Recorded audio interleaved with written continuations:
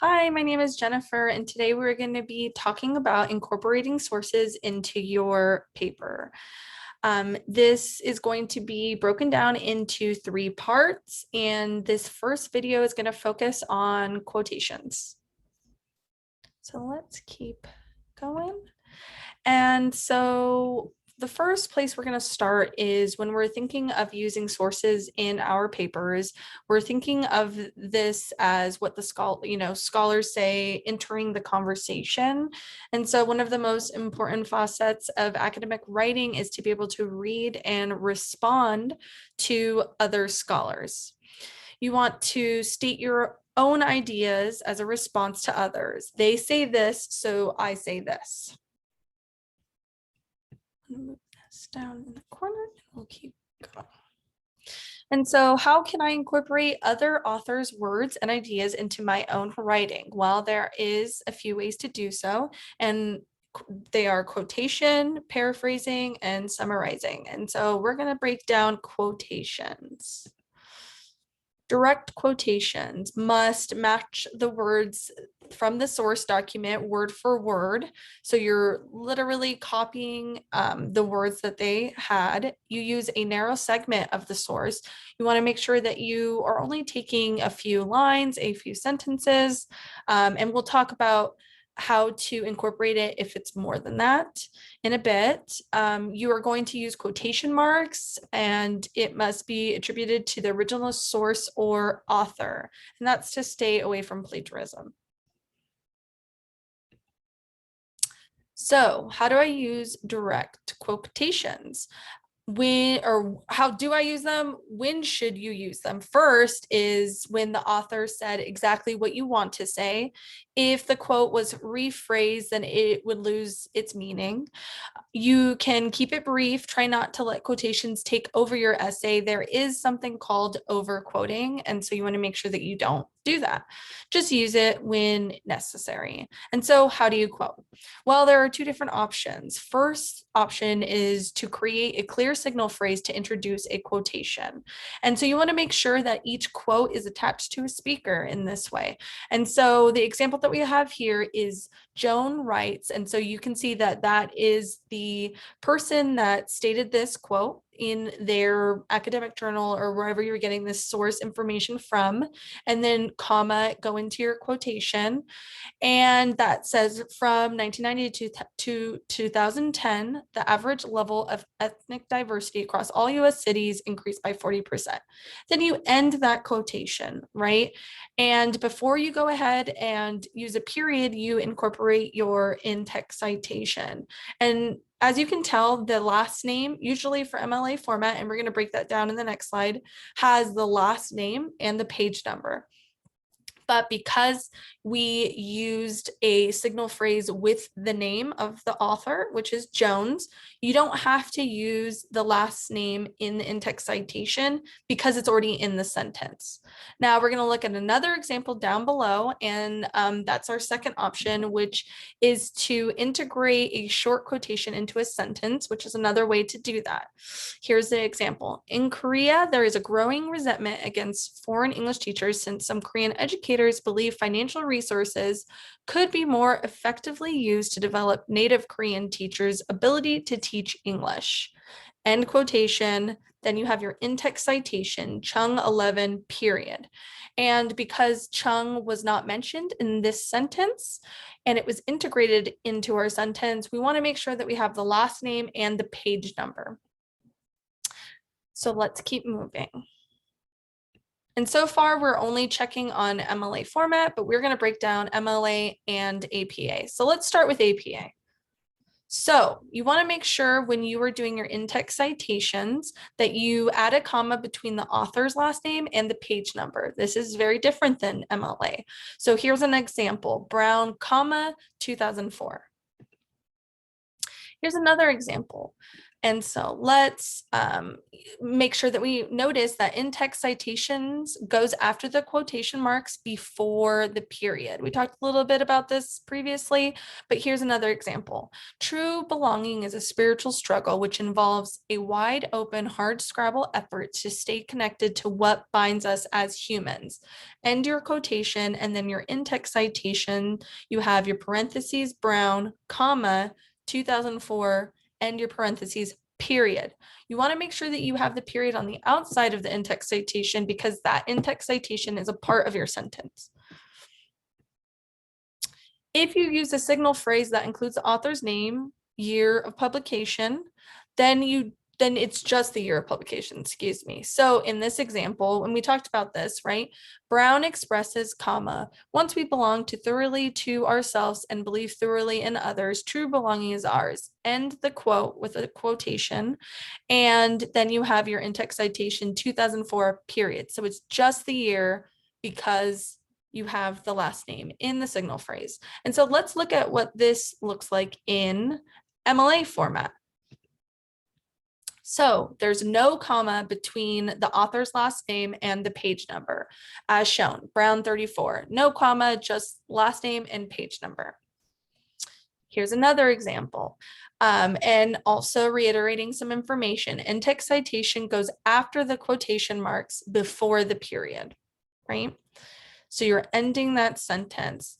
Now here's again, if you use a signal phrase that includes the author's name, just use the page number. And so here's another example of that, but in MLA format. Brown expresses, once we belong so thoroughly to ourselves and believe thoroughly in others, true belonging is ours. End your quotation, have your in-text citation in parentheses, 34, period. And so just keep that in mind. You don't have to repeat the last name, but make sure you have the page number. Now we're going to talk about a little bit of some less common situations with quotation marks.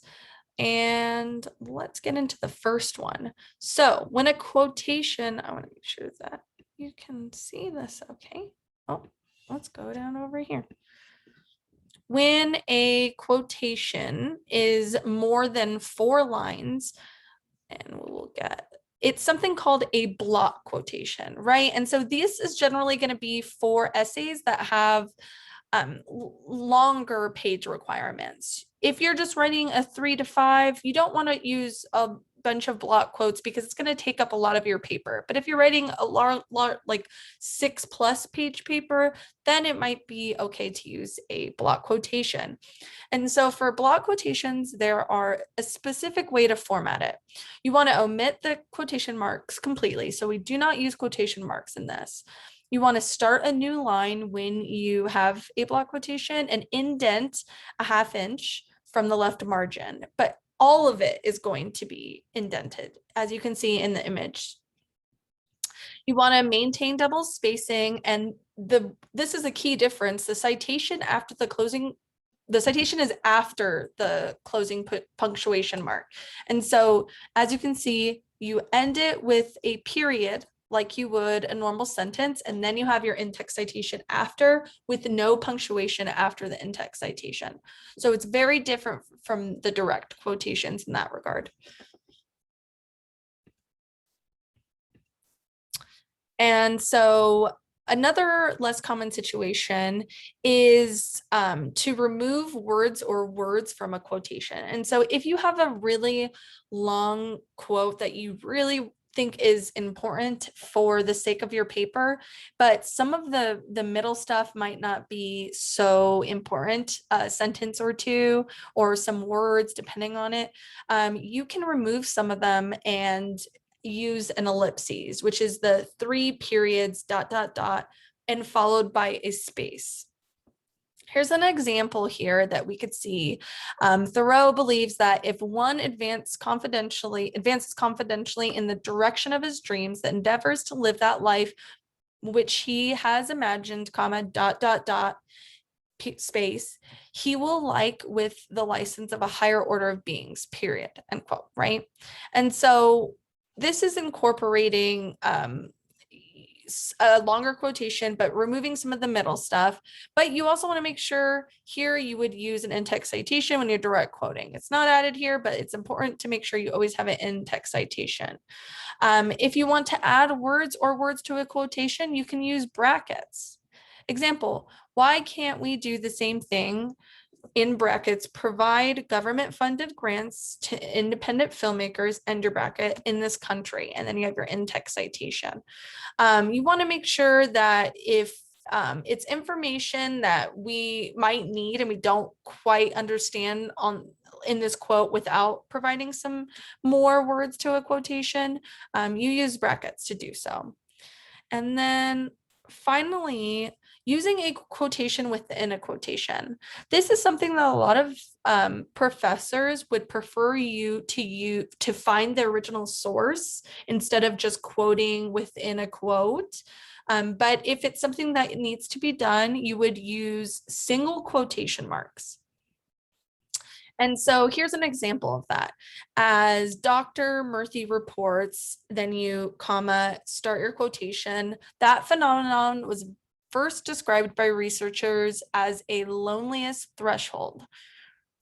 Then you have the end of your single quotation and then your regular quotation, 61, period. Let's explain this a little more. So loneliness threshold was a quote from somebody else from this quote. So Dr. Murthy is quoting somebody else in this sentence, but I want to use this sentence as a quote.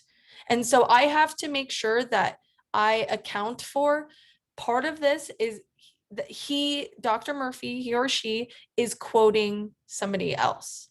And so that's when you use the single quotation marks.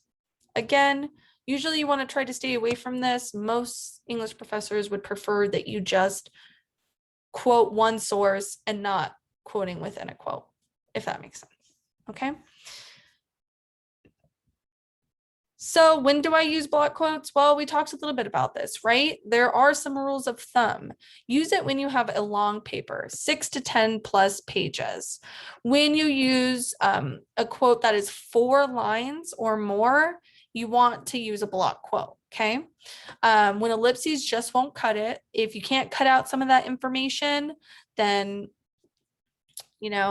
include a block quote. And if you use block quotes, your analysis should be double the amount of lines. This is very important. If you are using a block quote and not offering enough analysis, then your teacher is probably going to notice, right?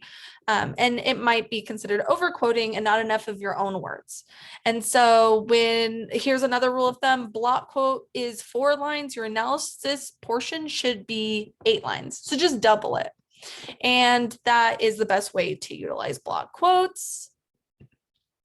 And so that's the end of part 1 of this. The next video is going to be hosted by Kirsten, and she is going to focus on paraphrasing and summarizing in part 2 of this video. Thank you so much, and I hope you find this helpful. Take care.